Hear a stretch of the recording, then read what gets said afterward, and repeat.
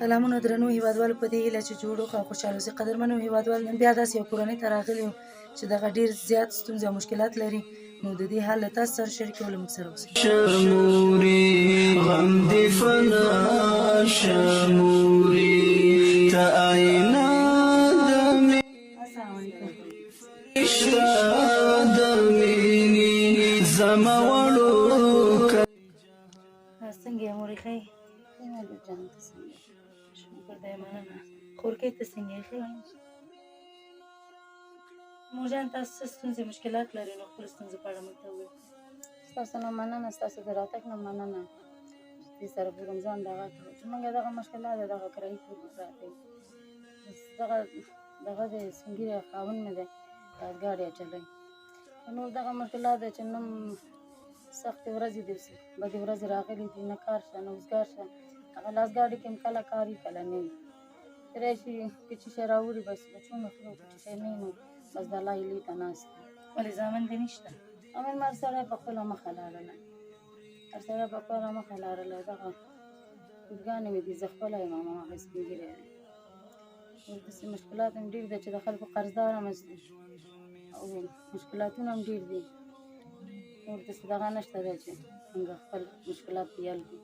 نو زه خپله دغه د خلکو جامې وینځم، دوبي کالي دي، بس څوک چې راته راوړي دغه جامې وینځم. که کومه روپۍ دغه شی اوس راوړی دی نشته دی، کومه جوړه راشي هغه هماغه د شامپو صابون نه وځي. نور هماغه د ژمي کې چې بیا لږ ښه وي کومه روپۍ دغه شي نوره نه د خلکو جامې وینځي؟ د خلکو جامې وینځم. نور دغه چې څوک دغه شي ډوډۍ پخوم، په هلته تنور سالوز دی، سورنور دی، سپاره نشته، دغه نشته، بس نه کېږي. نو الله دې رحم وکړي په ټولو مسلمانانو. دا کور دې کرایه ده؟ او دا کور مې کرایه ده. نو هغه خاوند چې کار کوي په هغې تاسو خپل ضرورت رفع کوئ یا نه؟ د کور هغه کرایه نه کېږي نه. نو که راوړي د کور کرایه به اوس هم د 3 میاشتې 4 میاشتې کرایه هم په موږ پاتې ده، قرضونه هم دي. نور داسې ولاکه داسې سم دغه یې چې زه مثال د خبرې خپله ضرورت خپله دغه دفع کوم چې دا څو ورځې دا کرایي دا راځي چې پیسې راکړه، پیسې هم هغه دی کله نن ورته بانه کړو، کله سبا بانه کړو، کله یو رقم کله بل رقم. چې قرضدار زه راشي نن سبا نن سبا خو ته د کومه کې چې ته ماته راکړې، زه یم خیر دی، یو ورځ به خدای مهربانه کړي، یو ورځ به الله تعالی مهربانه شي در به کړم. یو دا سپین ږیری نو چې تا ته ګټم وټم نو په هغه یو کراچۍ باندې څه شي کله 10 روپۍ کله بیخي نه، کله نه کېږي. نه زه خپله هم دغه کالي مخکې ژمي کې ښه وه، اوړي کې نه یې. او دې اوړي کې زه خپله مریض یم، د زړه تکلیف لرم، دغه تریخ مې دغه د عملیات هم راکړی، ولاکه 1 روپۍ چې زه عملیات وکړم. روجي ته څو ورځې پاتې وي عملیات مالخه هغه د نور روماتیزم لرم، نور د زړه تکلیف مې دی. نو خورکۍ ته څه ویل غواړي؟ زه غواړم د هغې نه چې موږ سره کومک وکړي. او پلار مې سپین ږیری دی، کار نشي کولی، ورونه مې تل خپل په لار باندې او خپله کورونه جدا دي او کاروبار نشته، کرایه په موږ اوري، کرایه والا راځي پیسې نه غواړي، پیسې نشته. نو د خدای هیلې ته ناست یم. په داسې حال د اختر موسم د تېر کړ، ولاکه م اختر کې یو دانه شیرینک راوړي، ولاکه م یو میوه راوړي، ولا چې مېلمه چې راشي د هغې خبره بس دغه م نیولې ده، بس ناست یم.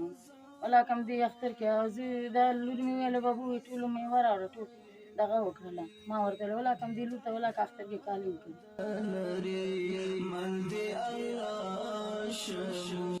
په خدای چې په چپلقې نه وي خپل د خور څپلۍ په پښو کړې وي، خیر دی موجوده. ما ورته ویل دا غټې دي، ویل نه خیر دی موجوده به دغه کړم. اوس مهال په کور کې اوړه غوړي څه شته؟ ولاکه داسې دایره کې وي، کله چې اختر راغی هغې خبره چا چې غوښه راوړه په هماغه کې لکه بې د غوړو نه پکې پخه کړله.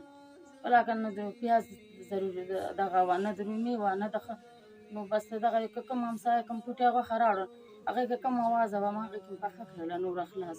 نور نه ولاکه د غوړي دره کې نه ولاکه د بورۍ نه ولاکه د اوړو هېڅ شي هم نشته. او دې اختر کې چې تاسو خلک ولیدل چې جامې کې کور ته هر څه راوړي، ستاسو زړه کې څه ګرځي؟ ولې نه زموږ په زړه کې ولې نه راځي؟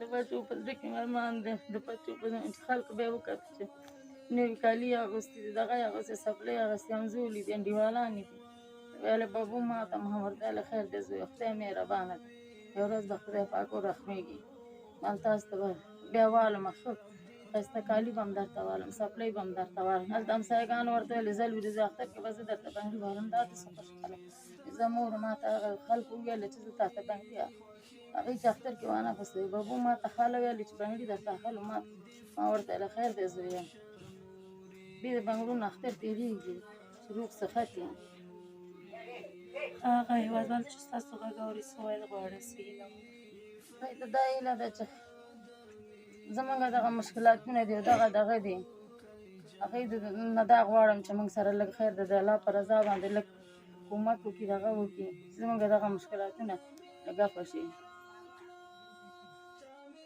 قدرمنو هېوادوال تاسو د دغې ملکې فریاد مو واورېده چې له کومو ستونزو او مشکلاتو سره ژوند مخې ته وړي نو هیله کوم چې مرسته وکړي که چېرې غواړئ مرسته وکړي نو زما د وټساپ شمېره ده 0 اویا 9 څلوېښت 200 اتیا د لیدو څخه مننه